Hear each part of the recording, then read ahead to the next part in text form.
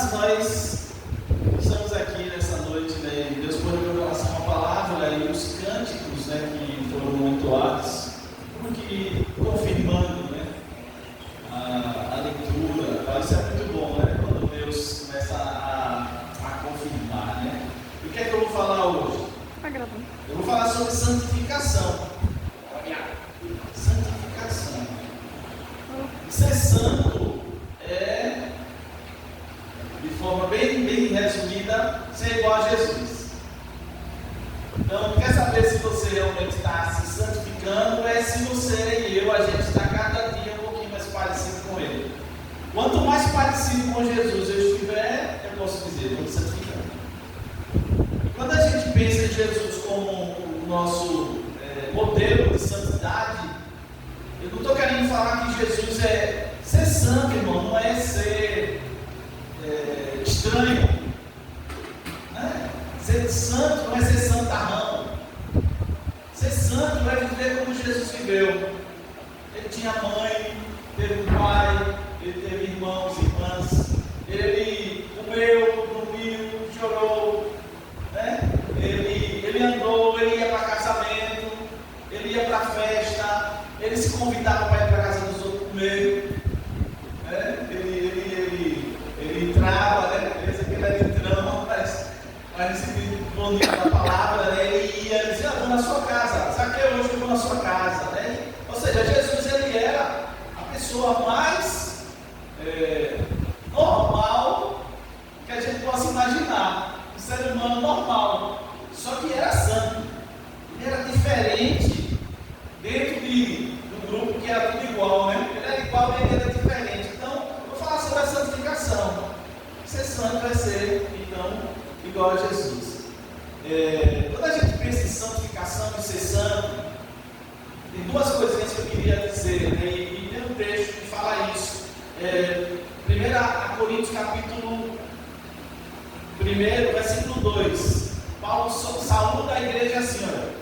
A igreja de Deus que está em Corinto, aos santificados em Cristo Jesus, chamados para ser santos, com todos os que em todo lugar invocam o nome do nosso Senhor Jesus Cristo, Senhor deles e nosso. Repare o que diz o texto. Paulo diz assim: aos santificados em Jesus Cristo, chamados para ser santos. Então a gente vê que nós somos santificados em Jesus Cristo e somos chamados para ser santos. Amém? Isso quer dizer duas coisinhas. Eu já sou santo em Cristo Jesus. Você também já é santo. Amém?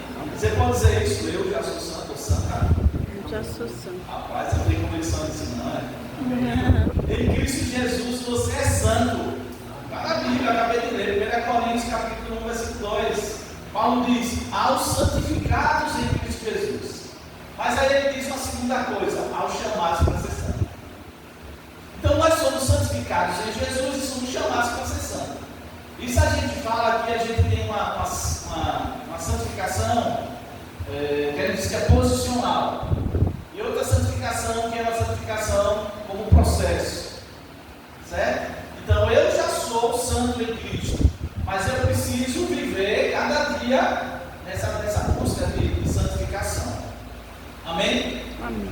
O texto que eu vou meditar está em Hebreus capítulo 12, versículo. Eu vou depois falar algumas coisas sobre o capítulo 12, mas eu quero dizer o versículo 14, que todo mundo deve saber de cor.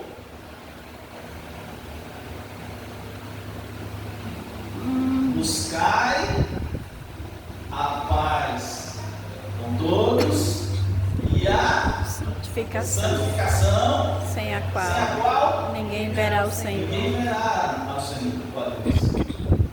Vamos dizer? Buscai a paz, vamos seguir, né? A paz com todos e a santificação, sem a qual ninguém verá ao Senhor. Hebreus 12, 14. Eu vou falar nessa noite, irmão, eu vou citar, mas não vou entrar nesse assunto, mas eu vou citar alguns inimigos da santificação, só vou citar. Mas eu quero falar sobre embaraços da santificação. Amém?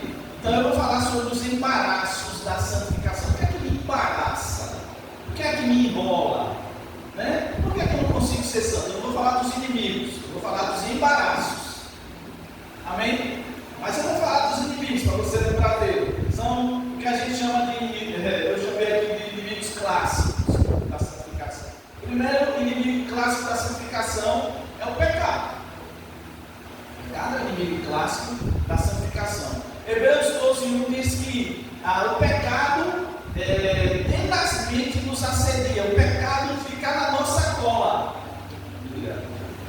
O pecado ele fica na nossa cola, certo? Então o pecado é um dos inimigos da santificação. Segundo inimigo da santificação é o diabo. 1 Pedro 5,8 diz que ele anda ao nosso derredor.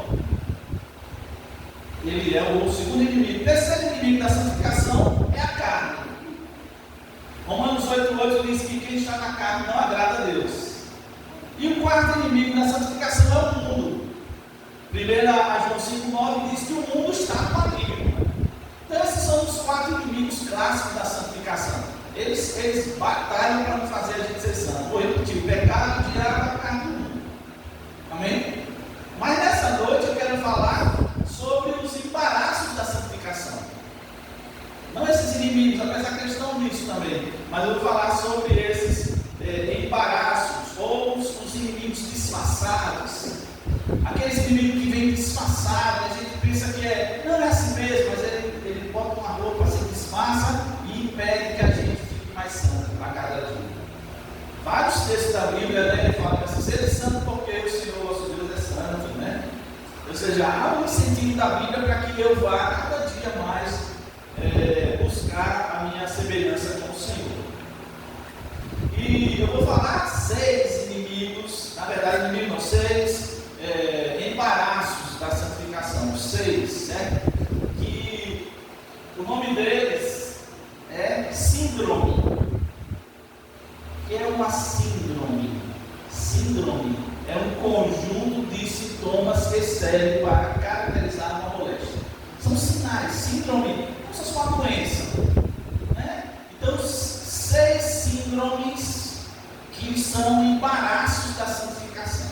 Primeira síndrome, a síndrome, ou os sinais de uma moléstia, que a gente chama a síndrome de Peter Pan.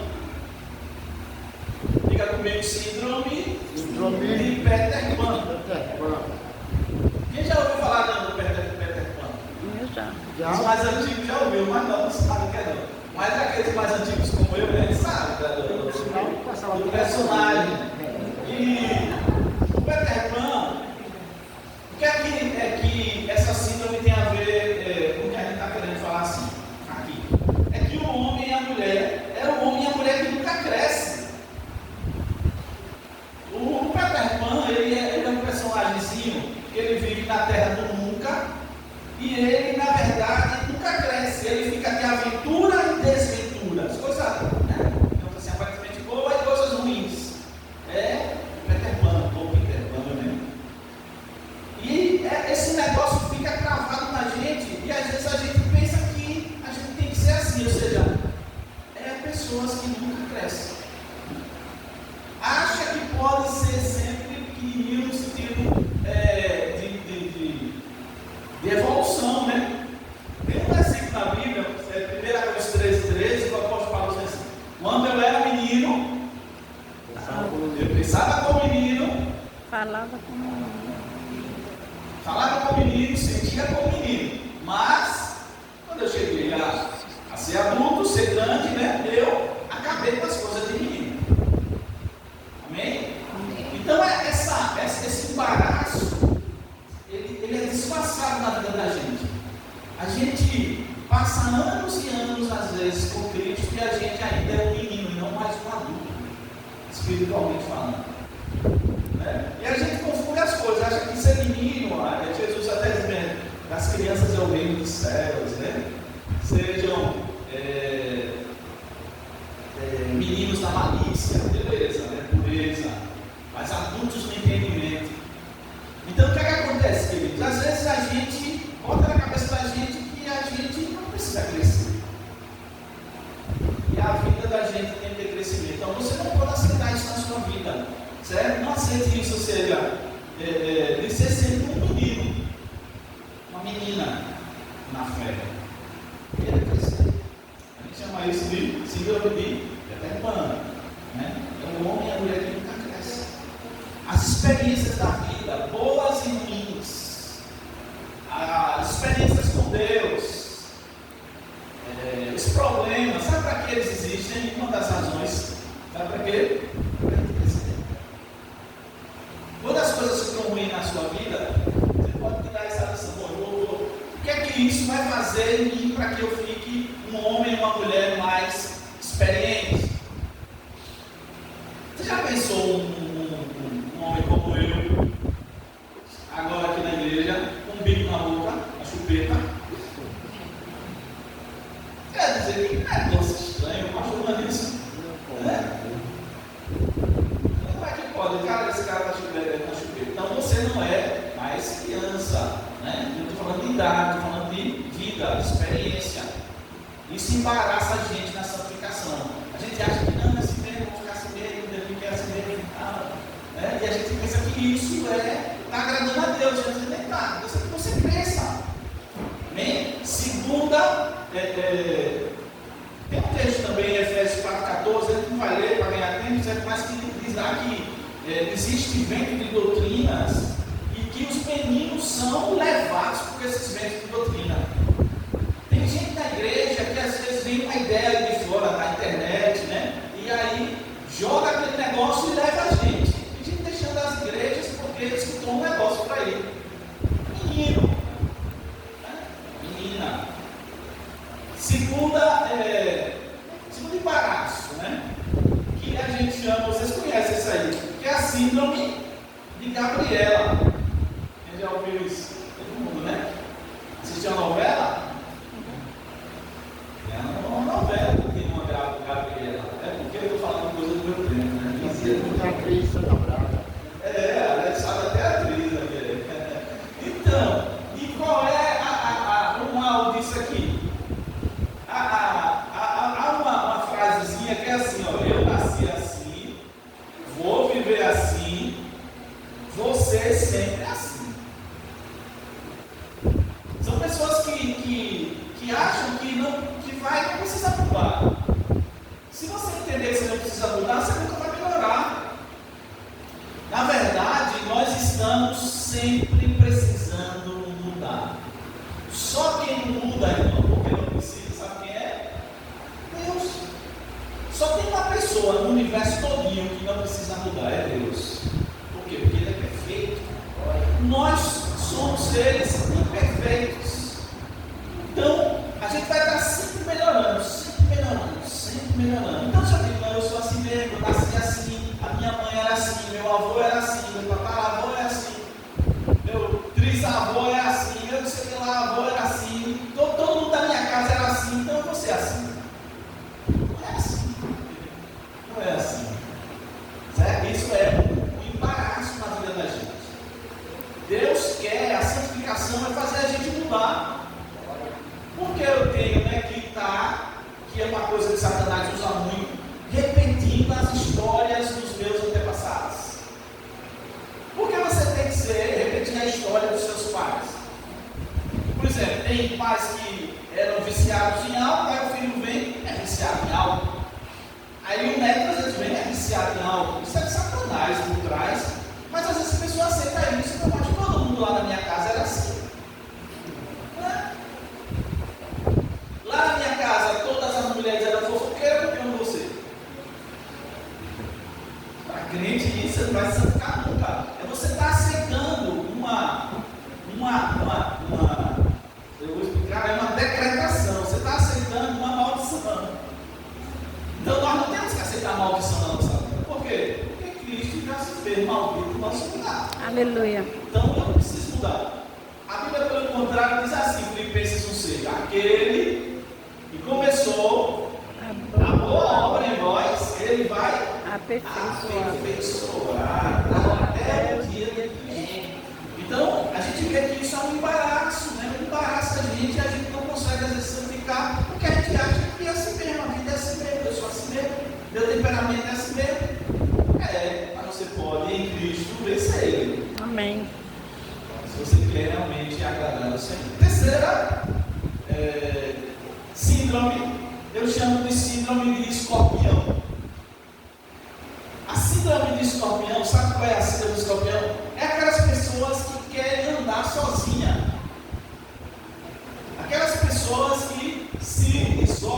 são individualistas. Se você quer andar sozinho, você não pode estar na igreja de Jesus. Então você pode ir em outro canto. Porque a igreja de Jesus anda junto, né? É corpo. É um corpo. Então, minha mão não pode dizer assim, eu não quero mais ficar no corpo, eu quero sair, né? Ou meus olhos dizem assim, eu não quero mais saber de evangelismo, e meus olhos saem para aí olhando. Não existe isso.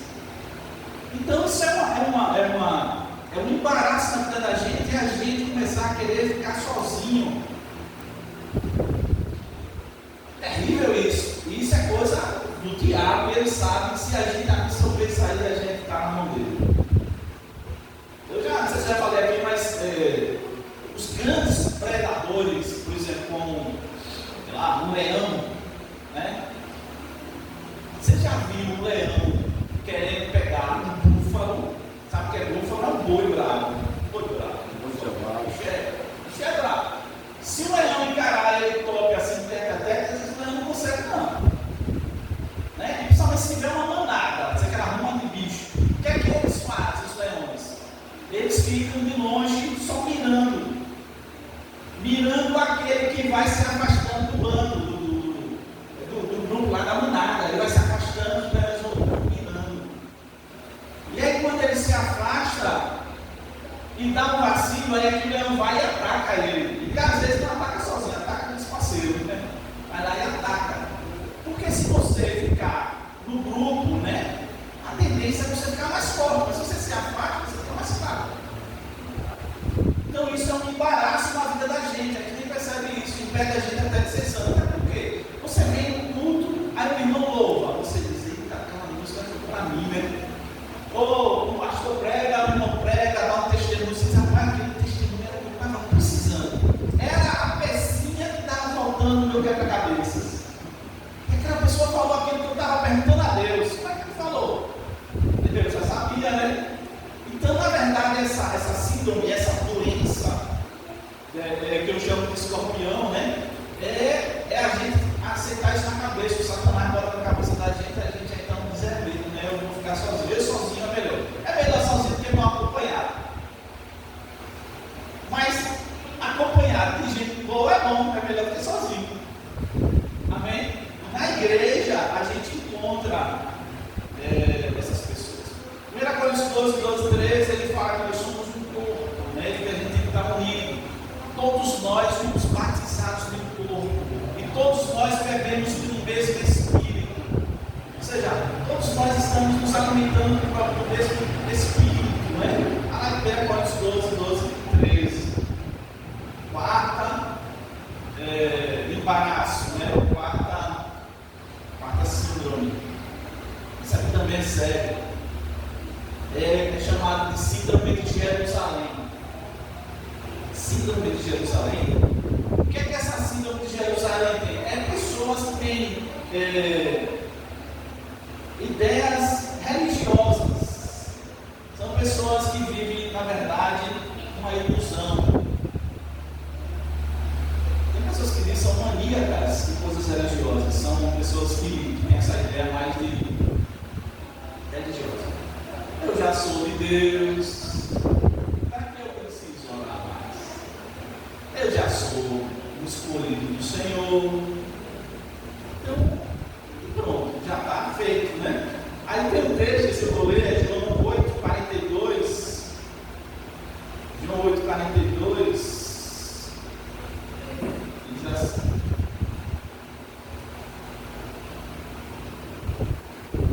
Qual a razão por que não compreendeis a minha linguagem? É porque sois incapazes de ouvir a minha palavra. Vós sois do diabo. Melhor, eu lembrei, né? 42, foi antes. 42. Replicou-lhe Jesus: se Deus fosse de fato vosso Pai, certamente me havíeis de amar, porque eu vim de Deus e aqui estou. Pois não vim de mim mesmo, mas Ele me enviou. Aí ele continua: qual a razão por que não compreendeis a minha linguagem? É porque sois incapazes de ouvir a minha palavra. Vós sois do diabo, que é vosso pai, e quereis satisfazer os desejos. Ele foi homicida desde o princípio e jamais se firmou na verdade, porque nele não há verdade. Quando ele profere mentira, fala do que ele é próprio, porque é mentiroso, pai, não é mentira. Aqui são os religiosos, né? Eles diziam, nós é que somos de Deus, nós não somos escravos. Jesus disse, vocês são escravos. E Jesus disse bem assim, vocês estão dizendo que vocês são de Deus, vocês são religiosos, vocês não querem me matar? Já viu um negócio desse? Um religioso querendo matar alguém, vocês estão querendo me matar? Vocês são do diabo, Jesus falou, vocês são do diabo, não de Deus. Ali eram os religiosos, era aquela questão, né? Olha uma coisa que a gente vê. Eu nasci nessa religião, já viu isso?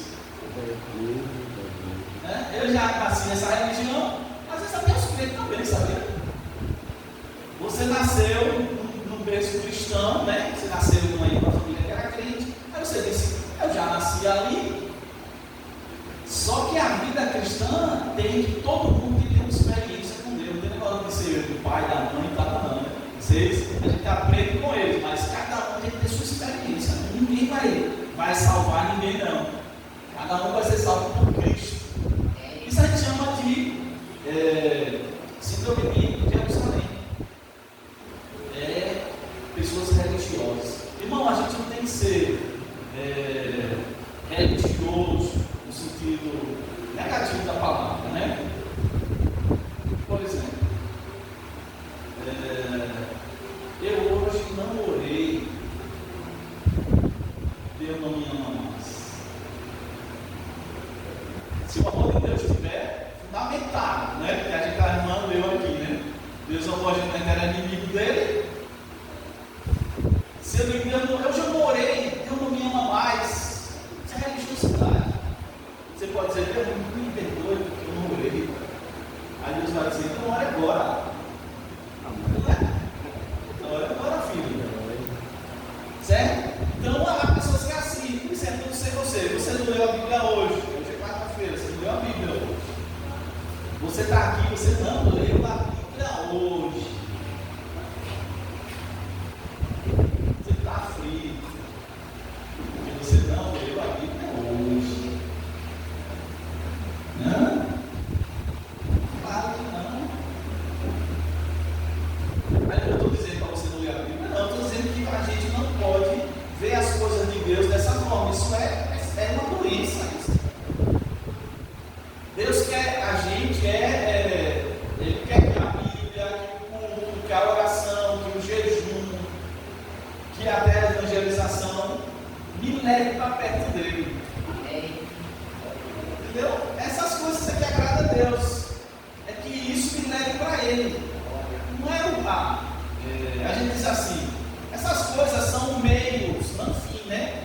Elas podem me levar para Deus, mas é Deus que você está buscando, não as coisas de Deus. Mas está claro, né? Então é outro embaraço na vida da gente, que é a nossa síndrome de Jerusalém, que é a nossa religiosidade. Cara, você foi ali, você foi para ali, foi lá, foi. Mas alguém que a gente conheceu, né? E ele dizia para mim, eu já sou salvo,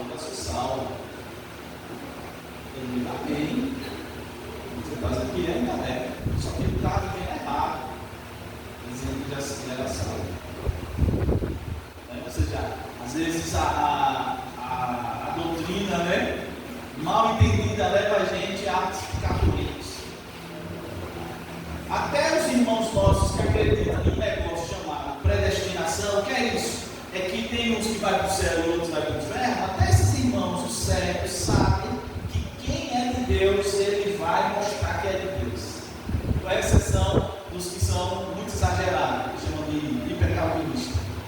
Mas até aqueles irmãos que defendem que Deus escolheu um para ser salvo e outros para se perder, eles entendem que quem é salvo vai mostrar na vida que é salvo. Se ele é salvo, ele começa a fazer uma coisa, um monte de pecado, na verdade ele talvez não seja salvo.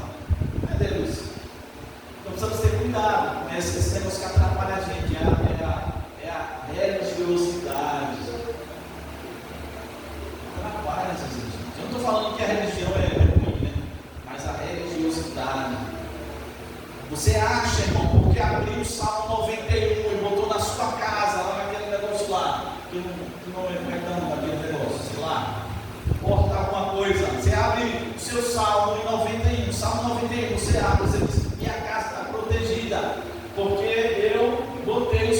91 na estante lá.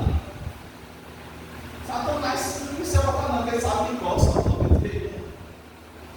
Sabe, ele disse que ele sabe de qual o Salmo 91.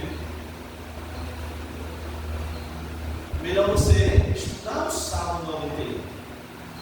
Tentar entender o que o Salmo está dizendo. Pedir ao Espírito Santo, Espírito Santo, o que é que esse Salmo está dizendo? Depois, Espírito Santo, me dê fé para eu crer no que o Salmo diz. É muito mais importante que você abrir o Salmo e deixar aberto achando que irmão, o diabo não tem medo da Bíblia não, sabe? Se você ficar assim, sai Satanás, em nome da Bíblia, sai Satanás, ele não sai. Não sai não. Claro que tem as suas exceções, né? Mas ele não sai não. Ele sai se você acreditar no que a Bíblia diz. Tá vendo? É só para vocês entenderem o que quer dizer a questão do perigo, que às vezes a gente não fica melhor, a gente não se santifica porque a gente fica com essa síndrome que é chamada de síndrome. Se eu não entender isso não, isso existe. Se você pegar um pouco de você acha, é a síndrome de Jerusalém. Quinta, só são 6, irmão. Quinta síndrome, ou embaraço na vida da gente para a gente não se santificar. Essa é pancada. Sabe qual é? É a síndrome de Lúcifer. Lúcifer era o nome dado a Satanás, que é espalhador de luz. E o que seria a síndrome de Lúcifer? O orgulho. Orgulho é um negócio desgraçado. E pense como o orgulho atrapalha a nossa santificação. Não vou dar o meu braço para você, não. Eu sou, né? Você é quem? Eu sou. Quem?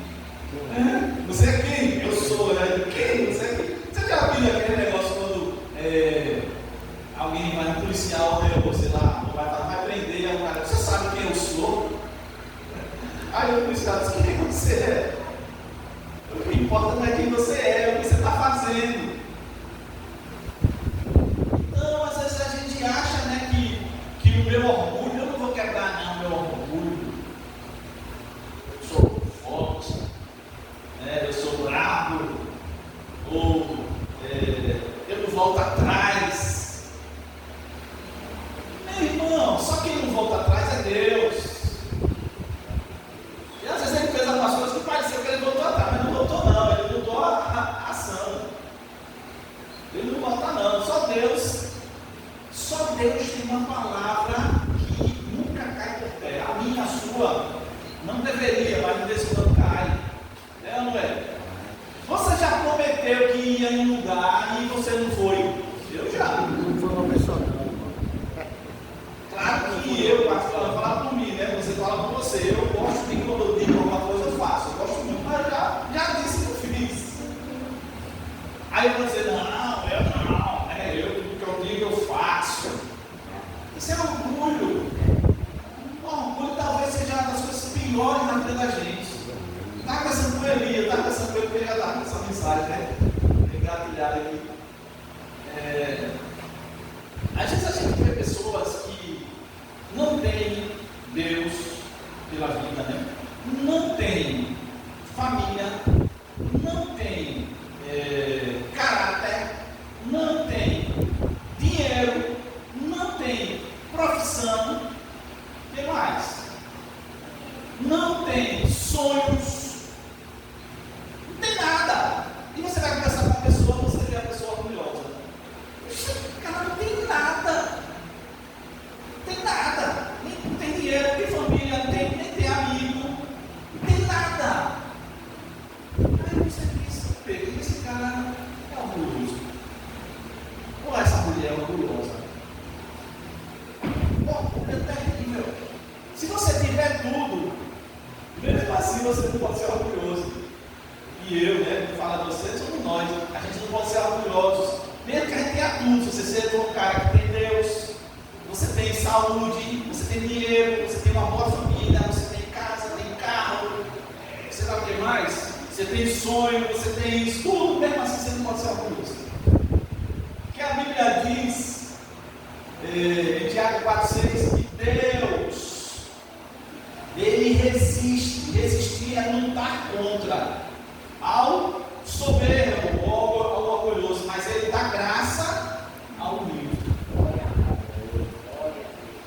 A Bíblia diz em Provérbios que o que precede, o que vem antes da queda, é orgulho, a soberba. Então, isso sabe como é o nome disso? É síndrome de Lúcifer. É uma doença que Satanás teve e ele passa para a humanidade. Às vezes ele nem fala nada, sabe? Ele deixa você, ele deixa a gente ser orgulhoso. Ele diz: deixa ele, dá corda, e ela dá corda, né? Ele vai, eu estou vendo ser orgulhoso mesmo, vai. Gente que não baixa a serviço, né? Não faz isso nunca. Gente que anda com o nariz empinado a vida toda. Pelo amor de Deus, irmão. A gente não precisa andar com a cabeça baixa nem com a cabeça para cima, né? Precisa andar com a cabeça normal. Você não precisa olhar ninguém de baixo para cima nem de cima para baixo. Você olha o olho da pessoa, olha o cara. Por que esse orgulho? Orgulho de quê? De quem eu vou me orgulhar? Paulo dizia, sabe o que Paulo dizia? Se eu tenho que me orgulhar, na verdade ele diz me gloriar, sabe em quê? Na cruz de Cristo. Porque através da cruz de Cristo eu morri para o mundo e o mundo morreu para mim. Paulo disse: se eu tenho alguma coisa para me orgulhar, e ele tinha, Paulo, às vezes ele falava isso: olha, se tivesse que se orgulhar, eu tenho muito tempo para me orgulhar. Porque eu sou judeu, eu estudei com fulano e tal, com Maria, eu fiz isso, aquilo, outro. Mas sabe uma coisa? Se eu tenho que me orgulhar, eu vou me orgulhar na cruz. Isso atrapalha a nossa santificação. Baixa a cabeça. Você lembra de dois homens que entraram na igreja? Jesus estava no culto. Deus que conta essa história. Aí chega um e ele diz: Deus, eu dou o dízimo. Eu sou melhor do que esses que estão aqui. Eu jejum não sei quantas vezes. Eu faço não sei o que você tem que ser. Eu não sou igual a esse daí, não.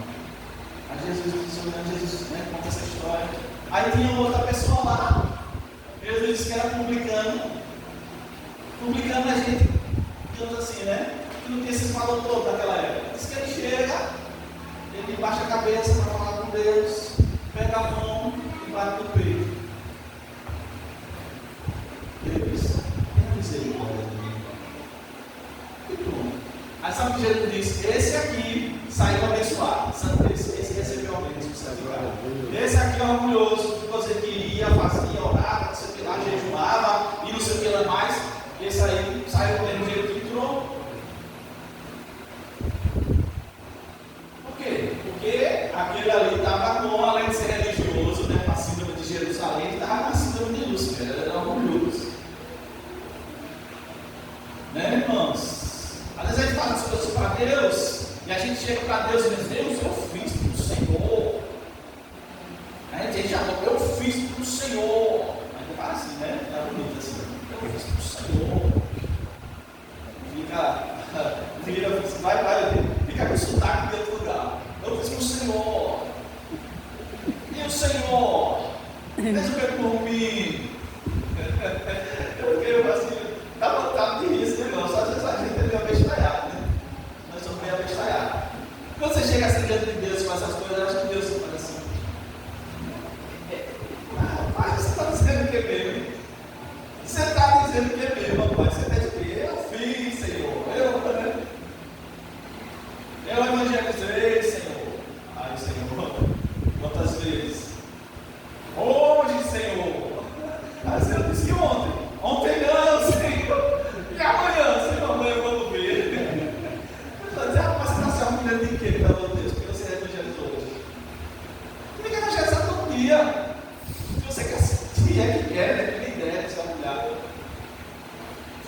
Bom, vamos para a última, né? A sexta. Tem um texto aqui, não vou ler não, mas esse aqui é o 28, 21, 19, que fala justamente de Lúcifer. Ele, né? Foi por isso que ele caiu, irmão.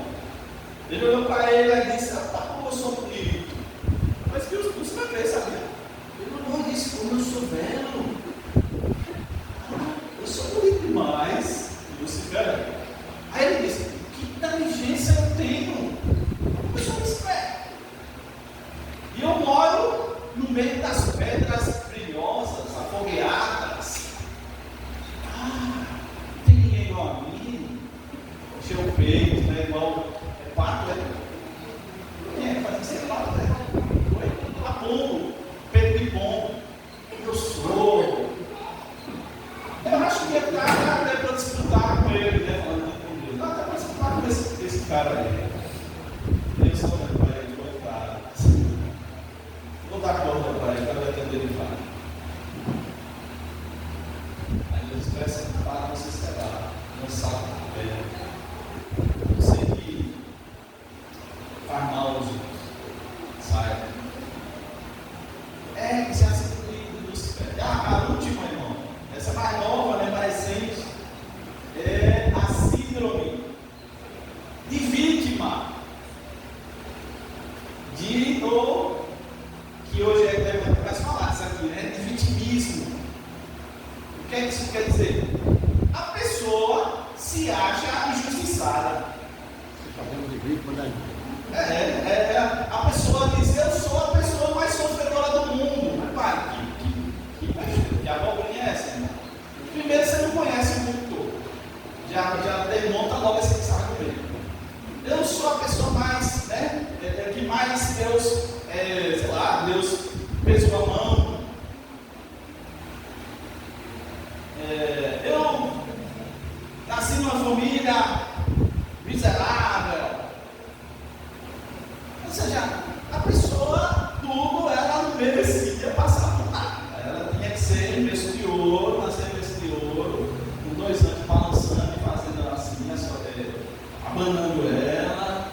Você quer o quê? Você quer maçã ou pera? Você quer maçã ou pera? Não, maçã, meu filho. Você quer o que lá, meu filho? Ah, meu Deus. Irmão, depois que Adão e Eva pisaram na bola lá, né? Todo mundo assim, pegou o pato lá, faz o pato lá. E só que Cristo veio, mesmo assim, vai ter um tempo para as coisas aí. Mandou aqui, tá? A gente está esperando a redenção do nosso povo, que é a nossa salvação. Então, a gente tem que parar com esse negócio. A gente é vítima às vezes? É. Tem vezes que realmente você sofreu, né? Sei lá, professor, pai, mãe, irmão, vizinho, às vezes a gente sofre, né? É verdade. Mas, e daí? A gente vai ficar com isso a vida toda. Mas eu sou um sofredor. Ainda pega a placa, né? E bota assim no peito, né? Eu sou um sofredor. Mas é isso que você está agradando a Deus, né? Deus está dizendo, pare com isso. Quem sofreu, o servo sofredor, foi Jesus Cristo, meu filho. Ele sim, ele foi o servo sofredor, porque sofreu sem merecer nada. Alguém já falou assim, rapaz, eu estou melhor do que mereço? Quem já falou? Todo mundo. É verdade. É verdade. Se a gente bem soubesse, a gente botava, é verdade. Eu estou melhor do que mereço. Para você acabar com esse negócio de se achar, né? Então, pare com esse negócio. Se você quer ser santo, você tem que parar com isso. Porque senão, a pessoa que fica como vítima fica aquela coisa ganhada. E Deus dizendo, vamos lá, filho, levante, filho. Eu sei que doeu, né? Mas se levante. Eu sei que está difícil, mas se levante. Vamos lá, eu vou lhe ajudar, eu estou com você, eu vou estar do teu lado. Eu vou curar as feridas que você foi ferido. Não vai com esse negócio de ficar chorando o leite derramado. Chore só um pouquinho, né? Ele não é contra isso não, certo não? Não estou falando que a gente é super nada, né? Estou falando que a gente chora, sofre, mas depois ajuda lá. Tá bom, Deus, eu vou. Tudo bem, filho. Vamos lá. Já pensou se eu parasse, Deus, se Jesus dissesse, se eu parasse com os problemas que eu enfrentei na vida de Jesus? Jesus tinha 2 anos, né? Menos de 2 anos, o cara queria matar ele. Veio Herodes. Né? E ele na barriga de Dona Maria, acho que era um jeguinho, saindo da cidade dele para Betel, né? Belém. Pense, ele lá na barriga. Graças a Deus que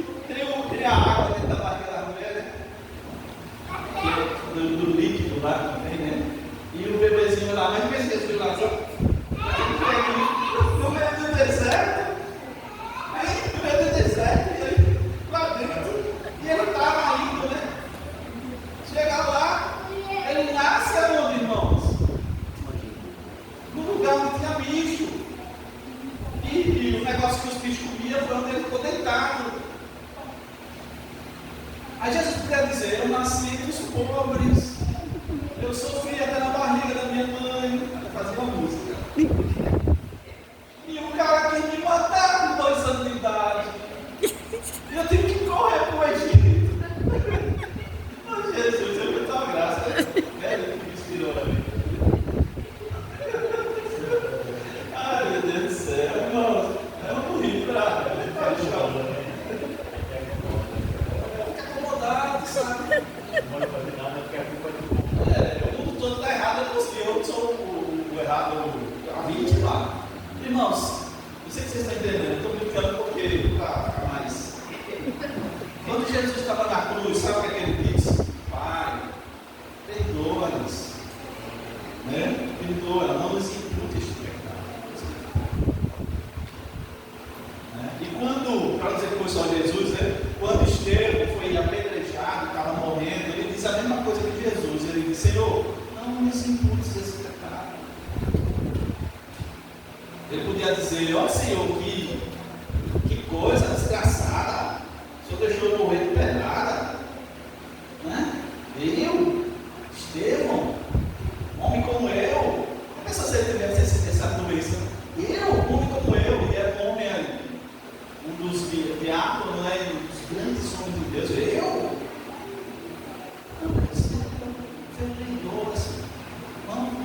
Não bota na conta deles isso não. Que visão. A Bíblia diz que ele olhou para o céu e ele viu como que Jesus ficou de pé, né? Para quê? Não sabe. Eu não disse que foi para receber ele, né? Pode ter sido. Mas ele sabe que ele olhou e disse: eu vejo os céus abertos, vejo o Filho do Homem em pé diante de Deus, do Pai. É como se Jesus ele reverenciasse, no meu sentido. Aquela atitude foi igual a dele. Não é? Ele disse: um homem, né? Para não dizer que fui eu, né? Um homem, sujeito às mesmas paixões, e ele teve uma atitude dessa, ele poderia ficar, né? Chorar no canto. Chore, mas não chore a vida toda, não. Às vezes a gente chora, mas não fica chorando a vida toda, não. Fica lágrimas. Engula o choro, meu filho. Os antigos diziam, né? Engula o choro, engula o choro. Como é que a gente engula o choro? Como é que a gente engula o choro, meu irmão? Hoje está uma graça. Pode chorar, né? Mas os nossos pais não, né? Minha irmã engoliu o choro. Dá uma tosse. Dá um soluço. Quem é que já engoliu o choro dele? Quem já engoliu o choro? Vamos dar rapidinho.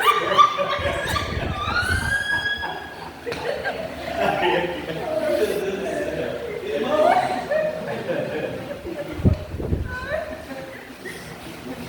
rapaz, eu já engoli também. Porque é um negócio que não tem sabor, não tem. Não tem sabor. É um negócio ruim.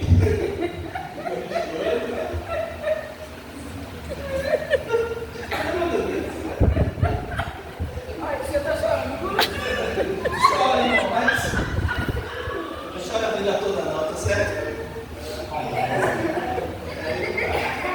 Umas coisas abençoadas. Então, mas esses são, né? Tem mais, mas eu quis destacar esses 6, né? Esses 6 embaraços na vida, isso impede da gente ser santo. São as coisas que impedem da gente ser santo, certo? E a gente precisa ser santo, se santificar. E aí eu quero encerrar essa conclusão, vendo com você Hebreus 12. Hebreus 12, 14 diz: segui a paz com toda e a santificação, sem a qual ninguém verá o Senhor. Mas no capítulo 12, eu vou destacar algumas coisas aqui, sem muito comentário, que são simplesmente maravilhosas, que ensinam a gente a ser santo. Se você ler o capítulo 11 de Hebreus, ele está falando de heróis da fé. Foram homens e mulheres que a Bíblia diz que o mundo não era nem digno deles. Só que eram homens e mulheres como eu e você. Não eram super-homens, nem uma Mulher Maravilha. Eram homens como nós, mas que pela fé no Senhor, eles marcaram a história dele. E aí o escritor do Hebreus, ele fala um negócio interessante. No versículo, logo de cara, ele diz que nós estamos cercados por uma grande nuvem de testemunhas. Aí ele diz: deixemos todo embaraço e o pecado. E aí a primeira coisa para a gente ser santo é a gente entender que existe uma nuvem de testemunhas. As pessoas que morreram antes da gente, que deram testemunho, sabia que a vida delas confronta a nossa? As pessoas que já passaram, homens e mulheres de Deus, a vida deles confronta a nossa. Paulo fala a Timóteo de que vença, vingue a desobediência pela sua obediência. Se você quer vingar, quer fazer vingança a uma desobediência, obedeça. Paulo fez a Timóteo. E a primeira coisa para a gente realmente ser santo é a gente deixar todo o embaraço e o pecado. Deixa esses embaraços que eu falei, deixa esses negócios falar. Já pensou você correr carregando um peso? Você correr com aquela bola de ferro no calcanhar, amarrado na corrente. Então, tira esse negócio. Eu nunca esqueço que eu fiz um desenho, muito mal feito, mas eu fiz. E eu botei uma gaiola, fiz uma gaiolinha. Na gaiola tinha um passarinho. A gaiola estava com a porta aberta. O passarinho estava com uma corrente no pezinho dele. Olha o desenho. E estava quebrada a corrente. Repare, corrente quebrada, gaiola com a porta aberta e o passarinho dentro da gaiola. O que é isso? Ele estava tão acostumado a estar na gaiola, ele estava tão acostumado em ser preso, que a porta se abriu, a corrente quebrou e ele ficou dentro da gaiola. Às vezes Deus faz isso com a gente, essas coisas ficam assim, a gente está livre, nós estamos libertos. O Senhor já quebrou as cadeias, as correntes. Aleluia. Aleluia. E às vezes a gente não sai da gaiola. Essas coisas são como que gaiolas que prendem a gente. Essas coisas que eu acabei de dizer. Então, deixe todo embaraço do pecado. Segunda coisa, no versículo 2, ele diz: olhe para Jesus, que é o autor e o consumador da sua fé. Ok? Deixe o embaraço, deixe o pecado. Olhe para Jesus, que é o autor e o consumador da sua fé. Não sou o pastor, não é o pastor que é o autor e o consumador da sua fé, não é a sua mãe, não é seu marido, sua mulher, não são seus filhos. O autor e consumador da sua fé é Jesus. Amém. Então, quando eu ficar olhando para outro, eu não vou nunca avançar na fé. Para de olhar para os outros e olhe para Jesus. Os outros ainda dão uma olhadinha de relance, mas tem os olhos logo e volta para Jesus.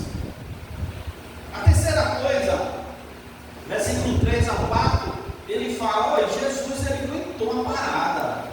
Ele olhava e ele via o futuro, ele via que ele ia ter uma alegria maior do que a tristeza, do que o sofrimento. E a gente também, a terceira coisa, tenha resiliência ante as lutas e as tentações. Resiliência é uma palavra que quer dizer aguenta o tranco, aguenta as lutas. Jesus aguentou a luta, e a Bíblia diz que ele aguentou até suar sangue. E o texto fala: o seu pecado de vocês ainda não resistiram até o sangue. Quantas vezes a gente cai antes da prova ficar brava? Mas já que eu vou cair, eu caio logo. Não, se tiver que cair, caia, mas caia lutando, se agarrando. Não vou cair não. Entendeu? Não vou cair não. Vai cair, não vou cair não, vou cair não. Você luta, vai cair logo dentro e tal, arranca, pega as unhas, faz tudo. Aí, às vezes ele cai, né? Mas tem gente que cai e ela vai.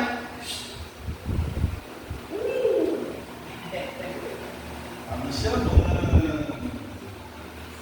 Aí já cai. O texto diz: seja resiliente ante as lutas e as tentações. Jesus lutou até o sangue.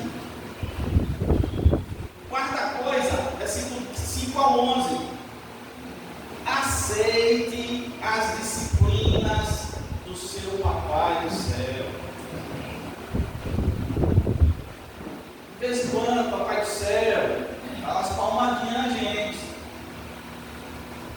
Se você não aceita, diz o texto do seu nome, você não é filho. Você é filho ilegítimo, é bastardo. Tem muito crente que não se rende nem às palmadas de Deus. E ele, quando dá as palmadas na gente, ele dá como o pai ao filho. Ele não quer espancar o filho, não quer acabar com o filho. Ele quer que o filho se esperte. Então, se eu quero ser santo, eu tenho que aceitar as palmadas de vez em quando que o papai dá. Se você não aceitar, ou eu, a gente não cresce, a gente não se torna santo. A gente até é santo de Jesus, porque é por fé. Mas buscar a santificação, a gente nunca vai achar a santificação. Porque eu não aceito. Para a gente adiantar, irmãos, repare, se eu, não aceito Deus me disciplinar, me diga a quem eu vou aceitar. A quem? Se eu não aceito Deus. Se você não aceita Deus disciplinar você, você vai aceitar quem disciplinar? Seu pastor, sei lá, seu líder, seu pai, sua mãe. Hoje em dia a gente vê de fora, o jovem não respeita nem o pai e mãe, vai respeitar quem? Ninguém, só respeita a polícia, porque vai levar porrada na tora. Aí aceita, não tem que aceitar mesmo, né? É o que eu vejo, tá com machão, bate todo mundo quando chega a polícia, muito manso. Isso não fica manso, né?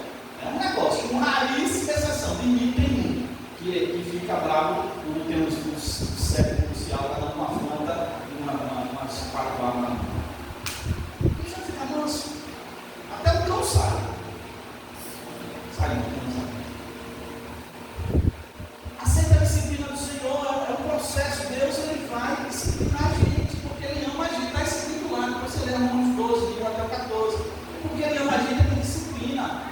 Eu vejo na minha vida, eu sei que na sua vida, eu vejo muito amor de Deus. Eu acho que Deus me ama muito. Mas de vez em quando Ele puxa a orelha, né? Ele puxa a orelha. Então Ele não fica rindo, não, fica sério para mim. E fazendo gracinha com um menino, né?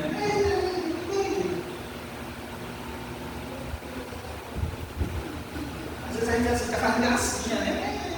Aleluia, te amo, Jesus. Quero te dar palmada. Aí, aleluia, eu te amo. Ele fala até aqui, na versão das palmadas. Aí você fala, meu Deus, ele fala, pá! Pensa que a gente vai dar, não, é? Não dá. Não dá. Não dá mesmo, irmão. Então, Deus destrói, Deus espanca, mas a palmaria está aí, Ele disciplina aquele que ama. Se Deus quer deixar a gente, eu já falei, eu repito isso porque é uma coisa muito forte para mim, eu espero que seja para você, já falei umas 50 vezes, é que duas coisas terríveis, acho que é mais terrível que qualquer coisa. Primeiro, é Deus ser seu inimigo, é Deus ir contra você, uma coisa terrível. Aí você pode chamar o inferno todinho, Satanás, a Polícia Federal, o Exército lá dos Estados Unidos, a China, a Rússia, botar bomba atômica, e Deus vai dizer, tá bom, bota uma água, uma filha, não tem jeito, isso é terrível. E a segunda coisa, tão terrível quanto essa, sabe qual é? É Deus dizer assim, se vire. Não é isso que você quer? Então vá. Depois aquele lá marrom, que está parecendo Pilatos, está acontecendo assim. Eu entrego, está na Bíblia isso, em Romanos capítulo 1. Eu entrego você a você. Eu entrego você às suas paixões. Eu entrego você aos seus pecados. Você não quer? Meu irmão, é tão terrível quanto ele ser inimigo da gente. Sabe por quê? Porque a gente vai se arrebentar.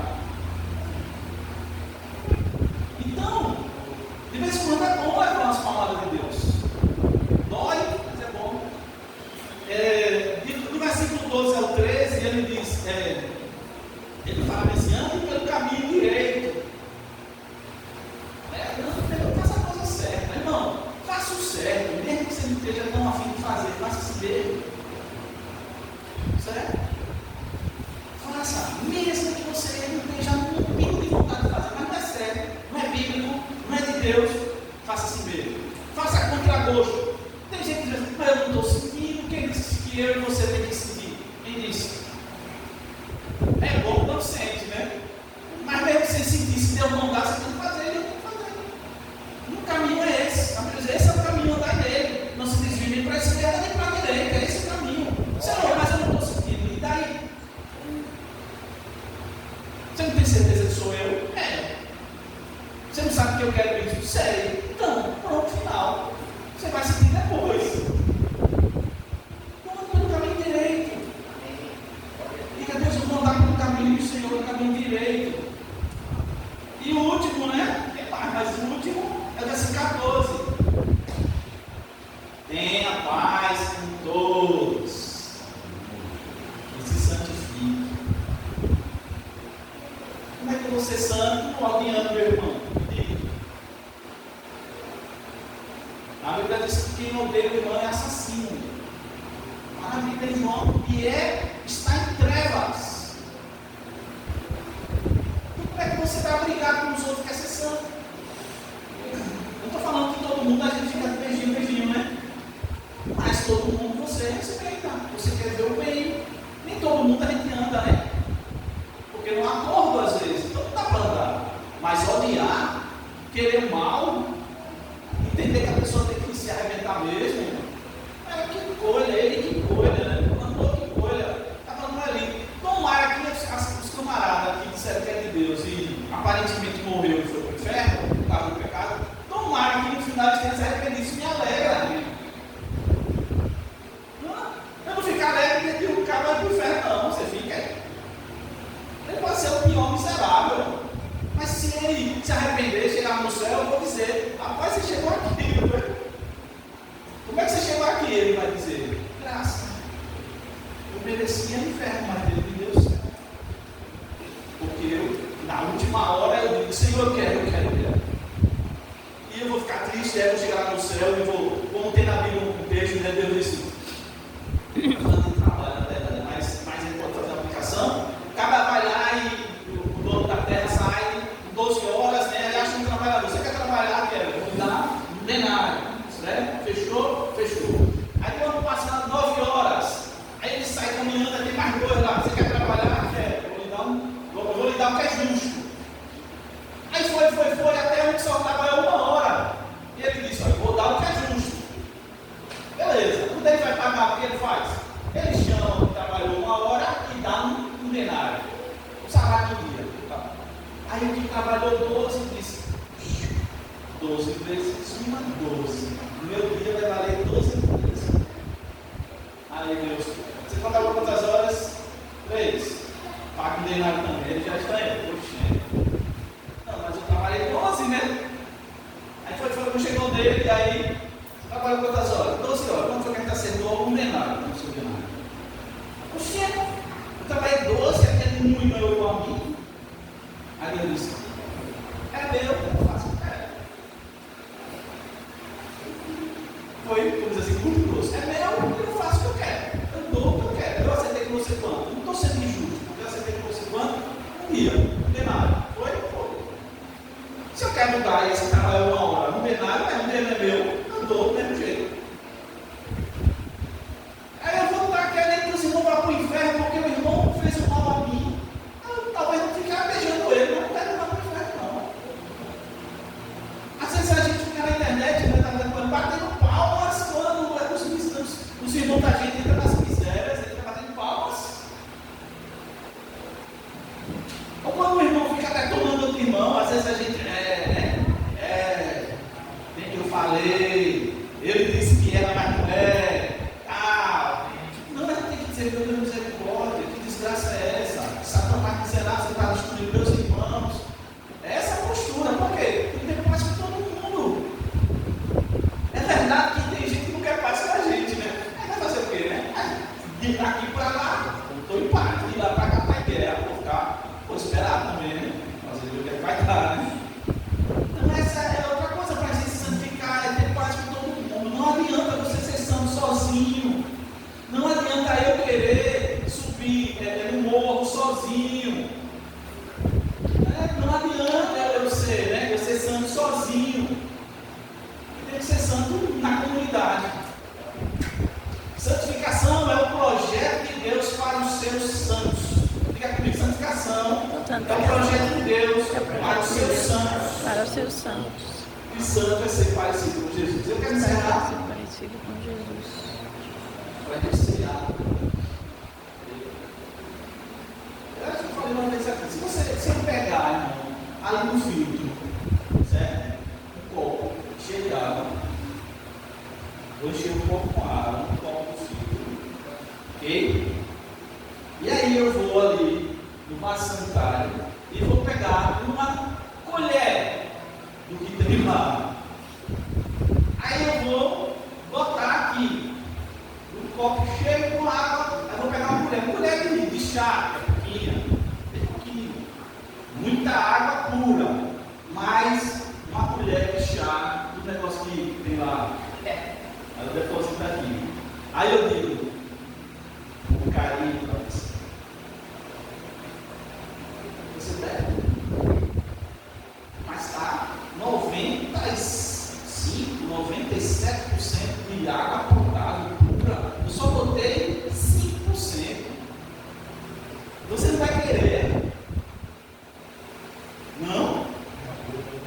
Uma gota, né? Ele disse que valia uma gota. Se eu pegar assim, pingar, aquele negócio que ele mete, você não deve. A santificação, às vezes a gente se acomoda, irmão. Na verdade, tem muita sujeira na gente ainda. E Deus quer tirar até deixar pura. É um processo. Nele eu já sou. No dia a dia eu estou sendo.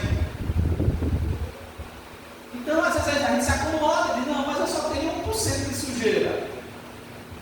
Eu estava ouvindo esse dia um pregador, a gente interessante, eles dizem assim, só vai se salvar os perfeitos. Aí, aquela coisa, né? Como é isso? Só se salva os perfeitos, porque Deus é santo, Deus é perfeito e tal, e ninguém vai se salvar nada. Aí eu digo, agora, está todo mundo arrependido, mas está todo mundo perdido. Todo mundo tem sujeira, e lá no céu não entra sujeira. Aí depois ele foi explicar, né? Na verdade, se fosse pela gente, né? Ninguém iria, mas o Senhor, né? Jesus, que a gente vai lembrar dele perfeito. O Cordeiro de Deus, que a Bíblia chama de imaculado, sem mácula, sem ruga, sem mancha, perfeito. O Cordeiro de Deus que tira o pecado do mundo, perfeitão. E Pilatos disse, eu não vejo nada errado dele, não cometeu nenhum crime, e mesmo assim matou. Aí o perfeito morreu no nosso lugar, para que a gente que tem imperfeições, tem um que tem 100%, né? Uns tem 5, uns tem 50, outros tem de lá.